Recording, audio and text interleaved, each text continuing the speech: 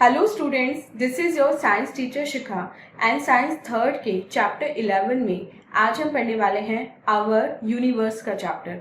जिसमें सबसे पहले हम चैप्टर की एक्सप्लेनेशन पढ़ेंगे, उसके बाद हम चैप्टर की एक्सरसाइज को सॉल्व करेंगे, जिससे आपको कंप्लीट चैप्टर का कॉन्सेप्ट अच्छे से समझ में आ जाए।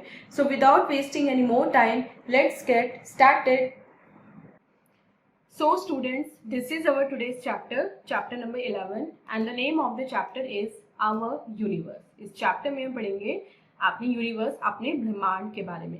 तो सबसे पहले चैप्टर एट ए ग्लैंस में देखते हैं इस चैप्टर में आज हमें कौन कौन से टॉपिक पढ़ने हैं। Solar system, the sun and the earth, ये तीनों टॉपिक आज हम अपने इस चैप्टर में कवर करेंगे। मेन चैप्टर स्टार्ट करने से पहले इंगेज सेक्शन में देखते हैं आज हमें कौन सी एक्टिविटी परफॉर्म करनी है। Match the following. अब यहाँ पे आपको कुछ हेवनली बॉडीज की पिक्चर्स दी गई right hand side and left पे उनके आपको नेम्स मिले। अब आपको क्या करना है, इन नेम्स को उनकी पिक्चर्स के साथ मैच करना है। तो चलिए student main chapter reading start करते हैं। जब भी आप रात के समय छत पर जाते हैं या किसी ओपन एरिया में जाते हैं और अगर आप स्काई को बहुत केयरफुली देखते हैं तो आपको क्या दिखाई देता है? आप देखते हैं मून और काउंटलेस स्टार्स, बहुत सारे ट्विंकलिंग स्टार्स आपको स्काई में दिखाई देते हैं। इनके अलावा कुछ ऐसे ऑब्जेक्ट्स हैं जो चमकते नहीं है, इसलिए वो हमें दिखाई नहीं देते और इन ऑब्जेक्ट्स को बोलते हैं प्लैनेट्स, यानी कि जिनको हम हिंदी में बोलते हैं ग्रह।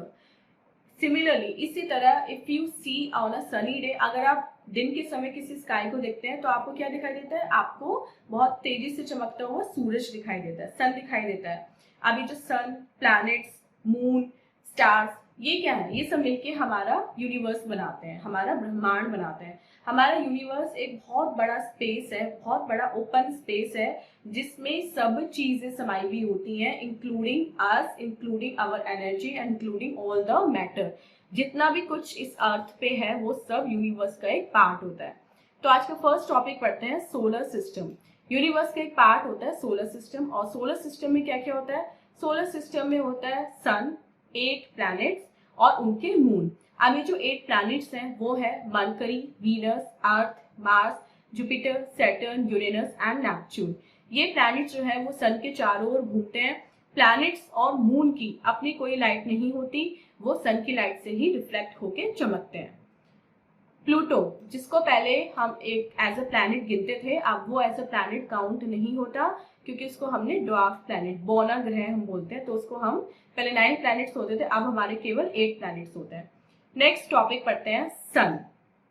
सन एक स्टार होता है, ये बहुत बड़ा आग का एक गोला है और जिसमें बहुत ज्यादा लाइट और हीट होती है।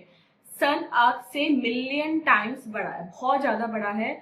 ये मेन सोर्स ऑफ लाइट है अर्थ के लिए और ये बहुत सारे लोगों को जीवन देता है, प्लांट्स, एनिमल्स, सभी के लिए बहुत ज्यादा इंपॉर्टेंट है। और सन का जो टेम्परेचर है वो 5400 सेंटीग्रेड है, मतलब सन तक कोई जा नहीं सकता। सन हमारी अर्थ से 150 मिलियन किलोमीटर दूर है। अब जो सन की लाइट है उसे अर्थ तक पहुंचने में 8 मिनट 20 सेकेंड्स का टाइम लगता है, और अगर सन ना हो तो अर्थ पे जीवन पॉसिबल नहीं है, हम लोग जिंदा नहीं रह पाएंगे अगर सन ना हो तो। नेक्स्ट टॉपिक पढ़ते हैं द अर्थ। हम अर्थ पे रहते हैं, ये हमारा घर है। अर्थ ब्लू लगती है, ब्लू क्यों दिखती है? क्योंकि अर्थ का जो 3/4 पार्ट है वो पानी से घिरा हुआ है और पानी का कलर जो है वो हम ब्लू कंसीडर करते हैं। अर्थ राउंड बॉल शेप टाइप की होती है, लेकिन ये नॉर्थ और साउथ पोल से थोड़ी पिचकी हुई, थोड़ी दबी हुई होती है, इसलिए इसको हम स्फेरिकल शेप का बोलते हैं। इसमें पढ़ते हैं हम स्ट्रक्चर ऑफ द अर्थ। अर्थ का स्ट्रक्चर क्या होता है? अर्थ का जो सेंटर है उसे हम बोलते हैं कोर। कोर में बहुत ज्यादा हॉट मोल्टन लावा टाइप मटेरियल होता है, और जो कोर से ऊपर की लेयर होती है उसको बोलते हैं मेंटल। इस लेयर में रॉक होती है, और जो अर्थ का आउटर मोस्ट लेयर होती है उसको बोलते हैं क्रस्ट। अर्थ के क्रस्ट पे होते हैं seas and oceans, mountains, valleys, deserts and plains. अगर अर्थ की शेप की बात करें तो अर्थ वैसे तो फ्लैट लगती है, लेकिन जो अर्थ की शेप है वो पोल्स पे थोड़ी सी स्फेरिकल है और स्लाइड उसमें बल्ज है, हल्की सी वो नीचे धसी हुई है, जस्ट लाइक एन ऑरेंज। तो अब बहुत सारे एविडेंस ऐसे हैं जो प्रूव करते हैं कि अर्थ शेप में स्फेरिकल है। कौन कौन से एविडेंस हैं? जब शैडो किसकी, अर्थ की, मून पे गिरती है तो उसको बोलते हैं एक्लिप्स ऑफ द मून। ये शैडो किस शेप की होती है? राउंड शेप की होती है, और ये प्रूव करता है कि अर्थ हमारी स्फेरिकल शेप की है।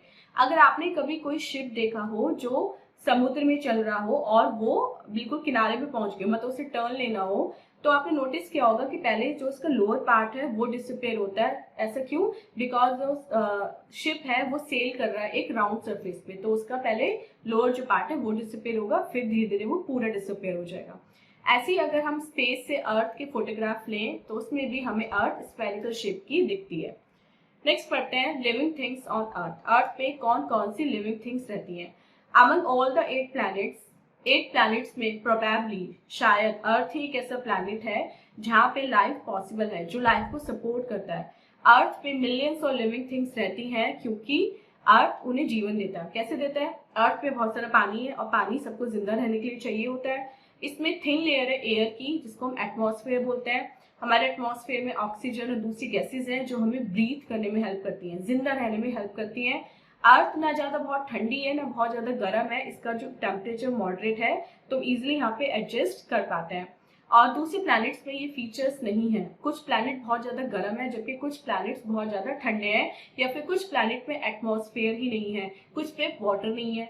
तो इसी वजह से केवल हमारा अर्थ एक ऐसा प्लैनेट है जिसपे लाइफ पॉसिबल है, जिसपे सर्वाइवल पॉसिबल है।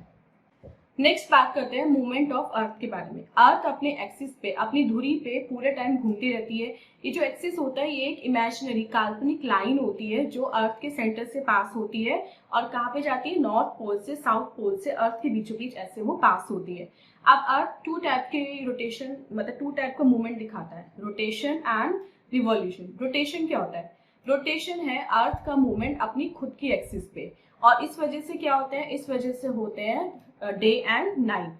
और रिवॉल्यूशन क्या होता है? रिवॉल्यूशन तब होता है जब अर्थ अपने मूवमेंट अपनी धुरी पे नहीं, वो उसका जो मूवमेंट होता है वो सन के चारों ओर होता है, और इसको बोलते हैं एक ऑर्बिट, मतलब अर्थ अपने ऑर्बिट में घूम रही है। और अर्थ के रिवॉल्यूशन की वजह से हमारे सीजन होते हैं, जो समर विंटर और ये होता है, ये हमारे रिवॉल्यूशन की वजह से होता है। और जो डे एंड नाइट होते हैं वो अर्थ के रोटेशन की वजह से होते हैं। सो स्टूडेंट, ये था चैप्टर। अब चलते हैं अपने एक्सरसाइज पार्ट की तरफ और देखते हैं एक्सरसाइज टाइम में आज हमें कौन कौन से क्वेश्चन सॉल्व करने हैं। फर्स्ट देखते हैं टिक द करेक्ट ऑप्शन। इसमें हमें करेक्ट ऑप्शन को टिक करना है। डू नॉट ट्विंकल, प्लैनेट भी ट्विंकल नहीं करते एंड स्टार्स भी नहीं करते, तो यहाँ पे करेक्ट ऑप्शन होगा option C, the sun is a star. The temperature of earth surface is 5400 centigrade and the shape of the earth is spherical. Fifth, the total number of planets are 8.